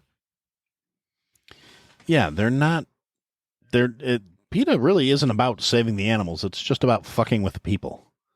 So they say the whole go vegetarian or go vegan campaigns that they run, that's not really benefiting any of the animals. That's a whole nother soapbox we can get on. Particularly the like ridiculously hardcore vegan individuals. I mean, I have nothing against people that are vegetarian and are cool about it. Like, this is a choice and that's what I made, but I'm not going to get all in your shit for having a cheeseburger. But like, particularly the preachy ones that get really ridiculously like, oh, well, that's murder and this and that and the other. Well, here, let's have a conversation. You want to talk about murder? Let's talk about murder. You know how many animals are killed in the farming process to produce the grains and soy that you're eating exclusively? Because the bigger these, factory farms get to provide all the vegetables for the vegans and the vegetarians, the more indigenous animals are slaughtered because like moles and voles and ground squirrels, and they not only lose their habitat to farming, but they are actively killed by the farmers to prevent crop destruction. Plus the planting, reaping, and tilling process churns the ground up, destroys their habitats, kills them in the ground, and they become fertilizer. So, it's if you're using that to get on my shit about eating a cheeseburger, particularly since, most of those farmers, especially if you go to like small family type farms, are much more concerned about the health and well-being of those animals than anybody that's out there protesting about it. You know, because they have a vested interest in keeping them healthy and well taken care of. And even up to the point of the slaughtering process, because they keep the animals as calm as they possibly can, right? And they don't let them see it coming. Because it actually makes a difference in the quality and texture and consistency and taste of the meat. Yeah, I heard that. Because, yeah, if the animal that you're dealing with is all stressed out and worked up and freaking out right before they kill it, there's all kinds of like cortisol and hormones dumped into the bloodstream from panic, and it changes the taste and quality of the meat. Now, on the other hand, if like halal butchering, which is it's the Muslim Middle Eastern processes for, say, it's kind of like kosher for the Jews. It's more about cleanliness and process than it is about, like, it's based in religion, but it's you know, how you go about doing things. And things that are killed in a halal manner are generally very calm when they're killed. It's done very professionally and very considerately. They don't panic them, they don't spook them, and they don't see it coming. And it's much better quality product. I mean, from a culinary standpoint, it's much better product. So, the kosher and halal? Yeah. Okay. Type of meat. I mean, kosher is all about cleanliness. Halal is also all about cleanliness, but it extends beyond just like preparation and into the actual care and treatment of the animals right up to the point of slaughter. Yeah. Okay. So, yeah, it sets much stricter guidelines than your average factory farm, you know.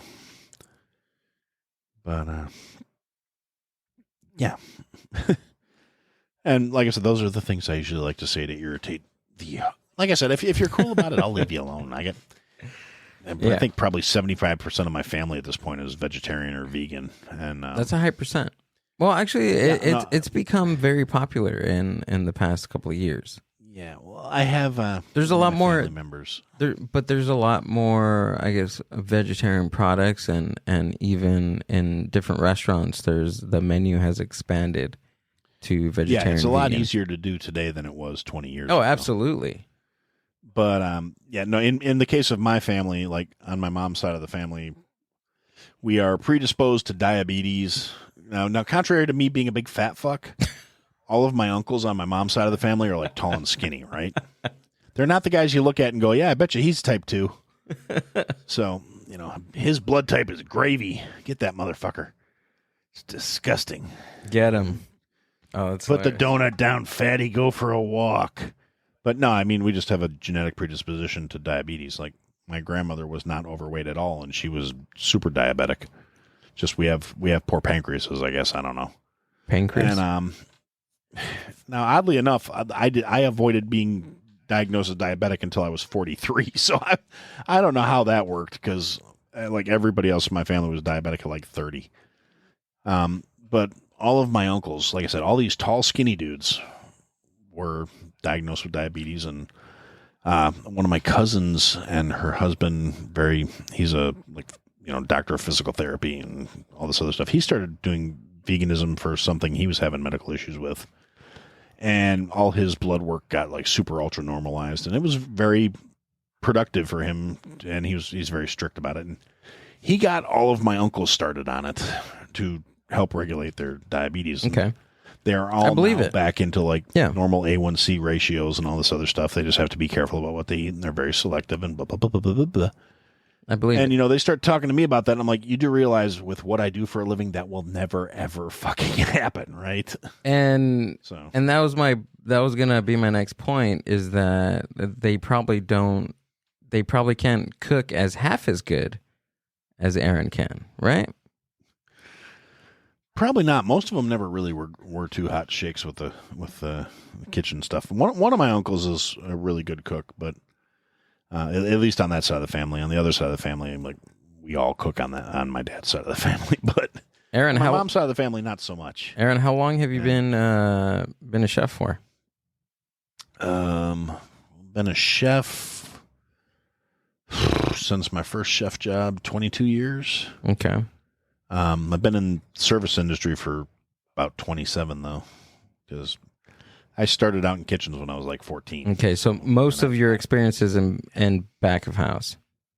Oh yeah, I mean, I did wait tables, I bartended, I bounced, but I've been in hospitality one factor or another pretty much my entire life. There was a little 3-year hiatus where I tried doing something else, but that didn't wind up sticking. What was your other 3-year hiatus doing? Network, IT, and web development. Oh, okay. That's like way on the other side of hospitality. Yeah, and then a couple of my friends and I, that we were all kind of like computer geeky in high school, and we were kind of atypical though, because we weren't like, if you look at like the 90s version of a computer geek, because this was in the 90s, then there was all like, you know, guys living in their mom's basement with thick glasses and all this other shit. We were all, you know, student athletes in high school of one factor or another. Like I played football. My 2 business partners were cross country runners. You know, we had girlfriends and dated and went to parties and all this other shit. But we also were all really into computers as kind of a, you know, hobby. And we decided to start a business after high school instead of like fucking around and going to college and working for somebody else. And so I did that for about a year, and we had a falling out. And I parted ways with the company, and, you know, the company still exists to this day. So, you know, 25 years later, it's still going strong. Wow. So, okay. Yeah, it worked out for them. So good for them. I try not to dwell on it, but, yeah, so after that, I kind of floated around for about a year and a half, just doing other shit, you know, getting a job, pay the bills, pay my rent. And then I wound up back in a kitchen and just stayed there. So over the decades of your experience in hospitality, have you seen any change in hospitality, just in general, workforce, staff? Oh yeah, no, I've seen tons of changes, but certain core elements don't change really. Okay. I mean, like, and what are the core elements? You have to be a little fucked up to try and do this for a living for your entire life. You do. That is one of the core elements. Takes everybody in this business is a little cracked, and you know exactly what I'm talking about. We're all a little off. Yeah, it takes a certain individual to work in that type of environment. Yeah, I mean, we work when everybody else is playing. We play when everybody else is working. We party hard. We play hard. We go deep. Kitchens can be some of the most just abusive. Like, I say this, and one of the things I've seen change over the years, that the rest of the world has gone way on, and, you know, service industry's going in that direction, but not. It's like kicking and screaming. Is there's no HR in your average kitchen. I mean, yes, there's HR and it exists, but you are going to talk about everyone's, you know, everything. You are going to say shit that where it sounds like you should be fighting within the next couple breaths, you know. And when you're on the, particularly in restaurants, you're on the line, you're behind the gun. Everything's got to come out. Everything's got to be coordinated. Everything's got to be. It's a really high pressure situation, and people are going to be cussing each other out. They're going to be threatening each other. They're going to be, you know, screaming and yelling and talking shit about everything from, you know, your wife, your kids, your mom, your clothes, your shoes, your sister, and everything you're going to do to her after you get off of work.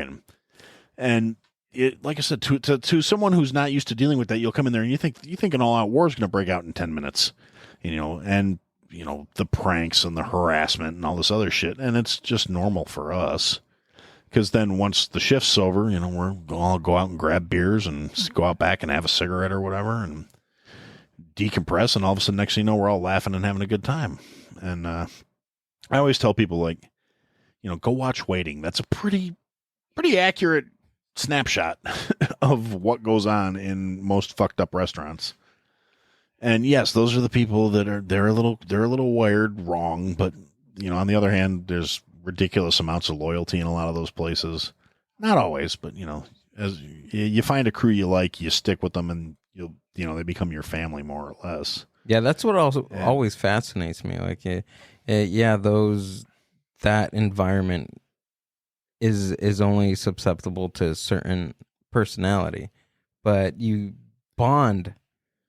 You bond and you create these relationships in that type of environment because you're as fucked up as I am, and we can be friends and we can be family because of that. Yeah, no, you can look at like my wedding pictures.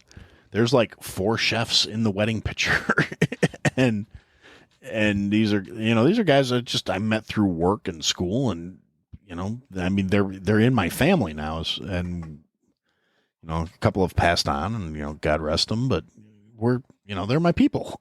Yeah. So you describe the type of person that works there, but what are some of the changes that you've seen over the years? Well, in terms of like nutritional trends, dietary trends, anything that's significant in hospitality.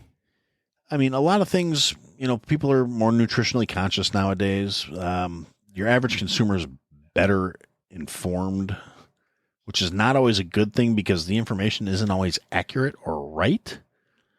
Due to a lot of these television shows, Top Chef, Next Chef, yada, yada, yada, whatever. A lot of people have misconceptions about how easy certain things are to do. I mean, cooking is one of those things, anybody can do it, but that doesn't mean everybody can do it well. And there's a reason they call it culinary art, because there is a certain degree of skill and natural talent that you have to be successful at it. Otherwise, you're just a technician. You can be trained all the stuff, all the concepts in the world, but if you can't properly execute them, and if you don't have that flair for it, you're not gonna be successful. You're just gonna be, you can be technically proficient and still be a terrible fucking cook. And it doesn't matter how many techniques if you can't, do them properly and right. With the right flair and the right balance and the right taste but yeah, so trends come, trends go. Micro gastronomy was huge for a while, or molecular gastronomy was huge for a while. And what is that? Molecular gastronomy is hold on. Molecular gastronomy. Gastronomy. Okay. Yeah, it's the whole concept behind it. It's a really neat concept. It's more like incorporating science into food as art. Okay. And so cool. A lot of it had to do doing things like, deconstructed dishes where, like, see, you're doing a deconstructed pot pie. And instead of a pot pie, you have like some stewed chicken meat, and then it's layered with, slices of potato and slices of carrots, and it's presented all in separate pieces. And another big thing with it is like changing textures and preserving flavors. So making like mousses and foams and froths and little quenelles of vegetable mousses and meat mousses, and you're altering textures from what the norm is and what the expectation is. And there's a lot of it's very involved, very complicated, doing like, preparing dishes using liquid nitrogen and like nitrous cartridges to make foams, and it's really cool in concept, and it's a lot of the shit you would see in like places where you're spending like $500 a person on dinner, Oh, okay. But, and you get a plate and it has like, a half an ounce of protein and like 3 little dollops of sauce on it, and it looks really pretty. And it's like, this is $150? Like, what the fuck? This is not even an appetizer. There's not enough on this plate to, wet my mouth. But it looks really cool, and it's a really involved process, and it involves a lot of really specialized talent and skill and knowledge to make this little tiny thing. Yeah, I'm Googling some of this stuff right now, and it's pretty well. Oh, and like I said, there's some really cool shit involved in this process, but I'm really glad it never caught on to the extent people thought it was going to. Molecular gastronomy includes the study of how different cooking temperatures affect eggs. their viscosity, surface tension, and different ways of introducing air into them. Yes, that's for making foams. Okay. I hate foam. Molecular gastronomy is a scientific approach of nutrition from primarily the perspective of chemistry. Okay. Wow. Yeah, like I said, it's very involved. It's like I said, the people who were behind this, they came up with a lot of really cool shit, but none of it's practical. No. So that trend kind of fell by the wayside in a lot of ways, because again, unless you're in a position where you can spend hundreds of dollars on a meal, Right. you're not going to get that, John Q. Public's not going to go out to fucking Chili's and order a molecular gastronomy menu on a Tuesday night. Dude, that's awesome. This is thank you for telling me this word, because I'm going to be throwing this every time I go to fucking Applebee's. I'm going to ask the server, "Hey, do you have any what's on your molecular gastronomy menu for this evening? Please do tell." Yeah. Well, and that's the other thing too, is with a lot of the molecular gastronomy setups and restaurants that were like featuring that sort of stuff, you didn't get it to go in there and order. The menu was established before you showed up. Okay. This is what it's going to be. Here's the chef's menu. It's 5 courses. You're going to get a soup course, your salad course, your entree, your dessert, your aperitif, your palate cleansers, and it's all planned out ahead of time. So you're basically just agreeing to come in, pay the $500, and eat whatever they put in front of you. Gotcha. And it's an experience, and they're going to bring you cocktails, and Ooh. you're going to be given smoked cocktails, and All right. that's actually one of the really cool things that came out of this trend was they make like small portable smoker things that it's a little glass lid, and you can like set it over some meat, and you put a couple wood chips in it, and you pull the trigger, and it's like it force airs the smoke onto the meat so you can smoke it right before it goes to the table. Ooh, that's pretty Then cool. You disconnect the machine, you take it out with the lid on there, you lift the lid off, and all the smoke comes out. And like I said, some of the stuff's really cool. It's just not practical at all. Not practical in But your it's not about everyday practicality. kitchen. It's about being really fucking cool. Yeah, exactly. Right. Yeah. So you're saying like trends, there's different trends that come in and out of hospitality. Trends come, cooking. trends go. Biggest actual like more permanent shift is, again, it goes back to people are better educated now in terms of nutritional value of things. Like people have finally started to realize that you don't need to cook the living shit out of everything for it to be healthy or nutritional. It's actually better to cook things less. So, ordering your steak medium rare is not going to give you fucking parasites, because we don't live in a third world country. We have food safety standards that prevent that things from happening. So you can eat something that hasn't been cooked until it looks like charcoal. And like, don't overcook your vegetables. Don't eat canned vegetables if you can help it, because as a general rule, the canning process puts all kinds of sodium in there and leaches out a lot of the minerals and nutrients that you're eating vegetables for. So you think you're eating healthy because you're eating, a can of asparagus or whatever, but you're actually not. You're just kind of putting fuel in that doesn't hold a lot of nutritional value. It's a lot of empty calories and a lot of sodium in most of that stuff, just due to the canning process. So, yeah, nutritionally, the expectation in the bar has moved a lot. Even in the couple of decades I've been doing this, there have been some really significant shifts, and that has to do with public knowledge, common understanding, and a lot of the old school people dying. So, Oh yeah, that I mean, it's definitely a sounds callous factor to put in it that. like that. Yeah. But that is a very significant contributing factor. Like, the way my grandparents ate, and they thought they were eating healthy and doing well. It's like I hated it as a kid. I hate it still as an adult. I mean, I have certain comfort foods like my grandparents used to have all the time that I still eat, even though I know they're not good for me. Like my grandmother's mashed potatoes recipe is fucking to die for. In some cases, literally, because there's a reason my grandpa had three bypasses, Wow. But because they're made with real butter and potatoes and heavy cream and mayonnaise and fucking garlic, and they're delicious, and like a half a cup of salt. But oh my god, they're so good. Gotta have that salt in there.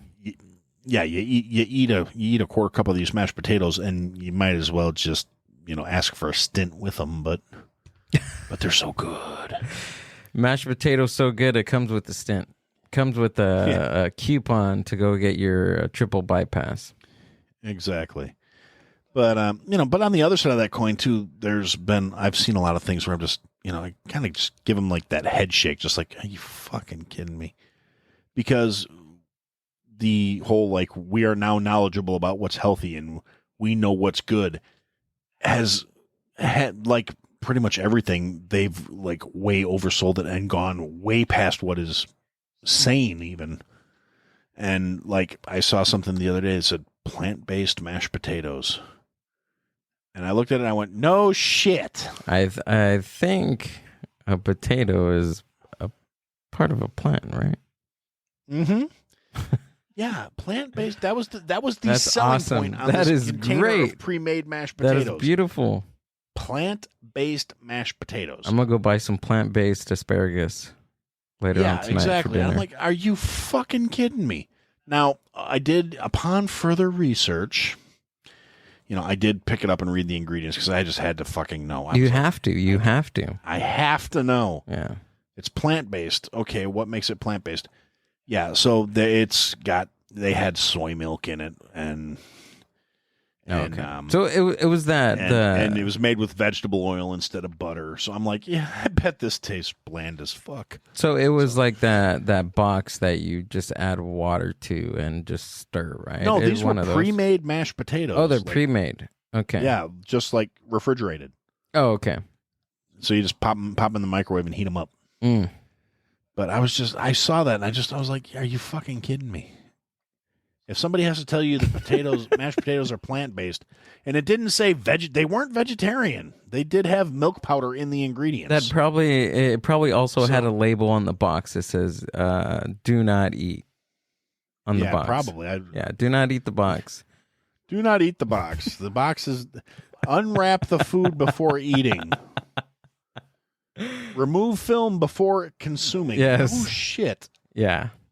I mean, you have to. I've said it so many times. We just need to take the warning labels off everything and let nature run its course. Absolutely. And that's a little callous, maybe, but fuck them. I said it for a reason. Some of these people really, I mean, it's like it used to be like my parents would say, well, if everybody jumped off a bridge, would you jump with them?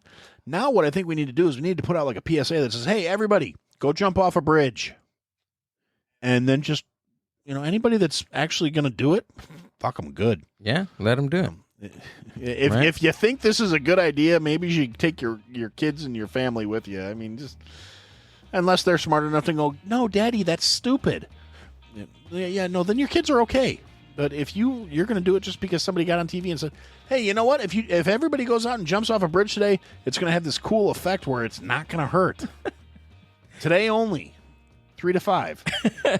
Aaron, thanks, man, for stopping by and talking with me. Go ahead and tell us where we can find I Had to Say It podcast and plug in whatever you want. Okay, well, thank you for having me, Gil. Again, it's always a pleasure when we get to, do this stuff and chitter-chatter for a couple hours. It makes me happy. It makes me feel good. And at some point, I'm going to get out there and we're going to do this in person. Absolutely. Preferably over cocktails. We're doing it. Yes, we should. I like that idea. I'm working on it. I'm trying to convince work to start putting me in the field for certain things. So I might actually get to go out there on a work-related thing, which would be awesome. Let me know. We'll have cocktails and expense it.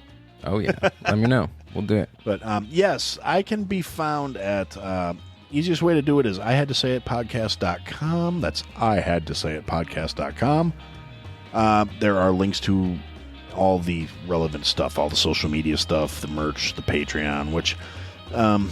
I don't know how much longer that's going to be there. I am a little... Have you heard what's going on with Patreon? I have not, no. What's going on? They recently let go several of their security people, their online security people.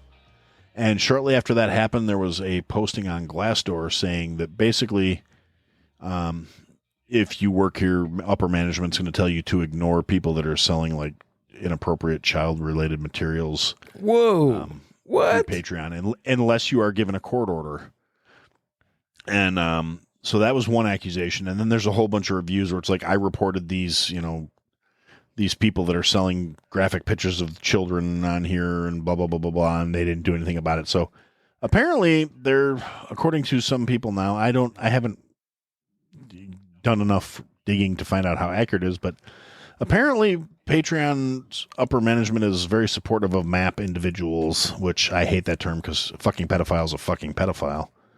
I don't want to sugarcoat it and make it sound like something nice or understandable. That's like, oh, this is he's a MAP person, is I'm what a he MAP is. Person. No, you're a kitty diddler and And Nibbler's going the tell us chipper. what a MAP person is. MAP person is the acronym they're trying to put in for minor attracted person, which they're trying to somehow differentiate from creepy pedos that go around and molest children. I don't know if the justification is, oh no, we're just attracted to them. We don't actually act on it. I don't care. You're creepy and you need help. If you go get the help and you're no longer a minor attracted person, good for you. If you touch little kids into the shredder, you go. Although I can't really say that anymore. I have fallen out of love with the chipper shredder because I found a new love.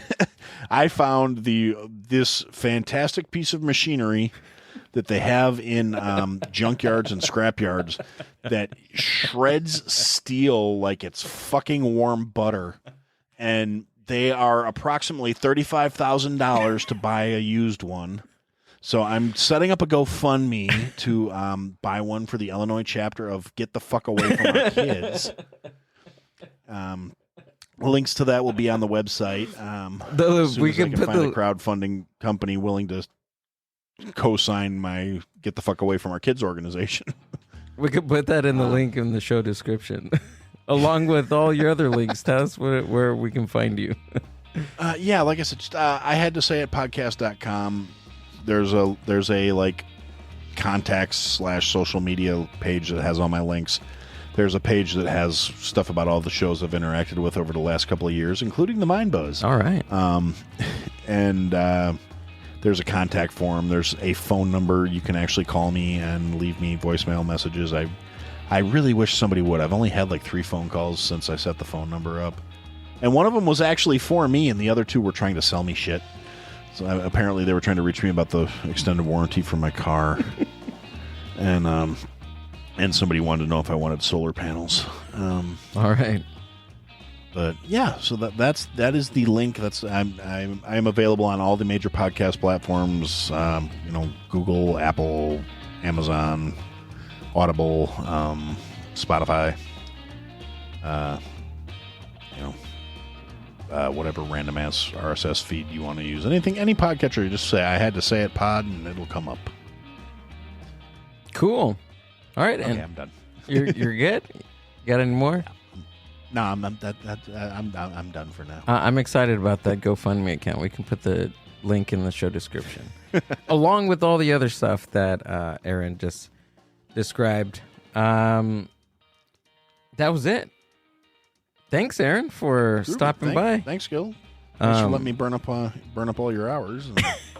And don't mention it, pal. We got to do this in person. Thanks for listening. Thank you guys on YouTube for watching. Don't forget to subscribe. You're watching it. I know you are. Just subscribe. Hit that bell. As you can see why mine is audio only, you know? The Mind Buzz.